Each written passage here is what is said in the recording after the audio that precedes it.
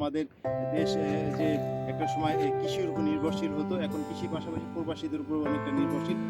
কিন্তু তা আমি যেটা বিষয়টা তুলে ধরতে চাচ্ছি সেটা হচ্ছে যে দেখেন এই যে বিস্তীর্ণ এলাকা জুড়ে ফসলের মাঠ এবং এই যে ব্লকগুলা ব্লক ধানের জন্য যে ব্লক করা হয়, সেটা আজকে যে হুমকির মুখে পড়ছে। আর হুমকির মূল কারণ হচ্ছে ইরাকের সাথে যে ইসরায়েল এবং আমেরিকার যুদ্ধের কারণে কিন্তু হরমুজ শুনানি বন্ধ হওয়ার কারণে তেলটা সে ঠিকমতো সরবরাহ হচ্ছে না, যার কারণে এই যে ওইখানকার যে সংকট সেটা কিন্তু বাংলাদেশেও অলরেডি তৈরি হয়ে গেছে। আজকে কৃষকরা হাহাকার করতেছে তেলের জন্য, এই জন্যই যে মানুষ একসময় খাবারের জন্য হাহাকার করতো, আজকে তেলের জন্য হাহাকার করে। কারণ কি, এই খাবারের জন্য যেমন হাহাকার করে, এই খাবারটা কিন্তু আসে এই ফসলের মাঠ থেকেই, এই ধান থেকেই আমাদের কিন্তু চাল হয় এবং সেটা কিন্তু আমরা খেয়ে থাকি। কিন্তু আজকে যে ধান আবাদ করার জন্য বাধা সৃষ্টি হয়ে দাঁড়িয়েছে তেলের না থাকার কারণে কিন্তু এই সেলো মেশিনগুলো অলরেডি বন্ধ হয়ে গেছে এবং কৃষক তাদের ইগুলো খেতে কিন্তু ঠিকমতো পানি দিতে পারতেছে না।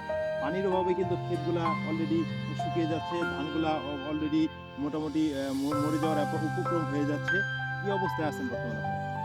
আমরা বর্তমানে খুব কষ্টের মধ্যেই আছি। এই ধান খেতে পানি দিতে পারতেছি না, তেল পাওয়া যাচ্ছে না, পাম্পে গেলে তেল পাচ্ছি না, কোথাও খোলা বাজারও তেল নাই, যার কারণে আমাদের সেচ দিতে পারতেছি না। এই ধান এখন ফুলতেছে, এই ধানগুলা যদি এখন সেচ না দিতে পারি ধান হবে না, এটা চিড়া হয়ে যাবে, নষ্ট হয়ে যাবে।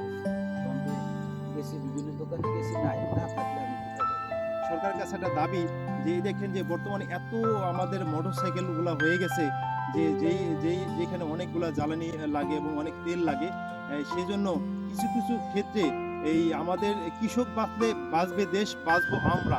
সেক্ষেত্রে কৃষিকাজকে টিকিয়ে রাখার জন্য এই যানবাহনের কিছু সীমাবদ্ধতা করে এই মোটরসাইকেল অন্যান্য জিনিসগুলা যেগুলো আছে বিলাসী করে মানুষ খরচ করে, এই বিলাসিতার জায়গাটা একটু কমিয়ে যারা বিত্তবান আছেন, যারা ঢাকা শহরে অথবা বড় বড় গাড়ি বাড়ির মালিক অথবা অনেক শিল্পপতি, তারা যদি গাড়িটা বিশেষ প্রয়োজন ছাড়া না চালাতে পারে, সেই চেষ্টা যদি করে, তাহলে এখানে কিছুটা তেল সাশ্রয় হবে।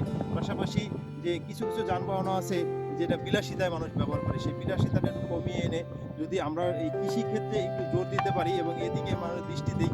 কারণ আজকে আপনি ঢাকা শহরে বিত্তবান আছেন, অনেক বড়লোক আছেন এবং আপনি ভালো জায়গায় এই অ্যাপার্টমেন্টে থাকেন, কিন্তু আপনি তো অন্তত খেতে হবে। আহারটা না করলে আপনি বাঁচতে পারবেন না, খাবার না খেলে বাঁচতে পারবেন না। আর খাবারটা কিন্তু এই মাঠ থেকে আসে এবং এই কৃষকদের মাধ্যমে কিন্তু এই খাবারটা যোগান হয়। তাই আপনাকে অবশ্যই কৃষকের দিকে একটু বেশি গুরুত্ব দিতে হবে। পানি আমাদের জীবন, আর আমাদের জীবনের পাশাপাশি কিন্তু ফসলেরও জীবন, না? ফসলেরও পানি একটা জীবন, পানি ছাড়া আমাদের কিছু হয় না। তাই এই পানি পেতে হলে অবশ্যই এই কৃষকের সেলো মেশিন চালু থাকতে হবে, বিভিন্ন ইঞ্জিনগুলো চালু থাকতে হবে। সেদিকে দৃষ্টি দেওয়ার জন্য সকলকে আহ্বান করছে এবং এই প্রশাসন যারা আছে, যারা কর্মকর্তা দায়িত্ববান ব্যক্তি আছে, তাদের আহ্বান করে শেষ করছে। আল্লাহ হাফেজ।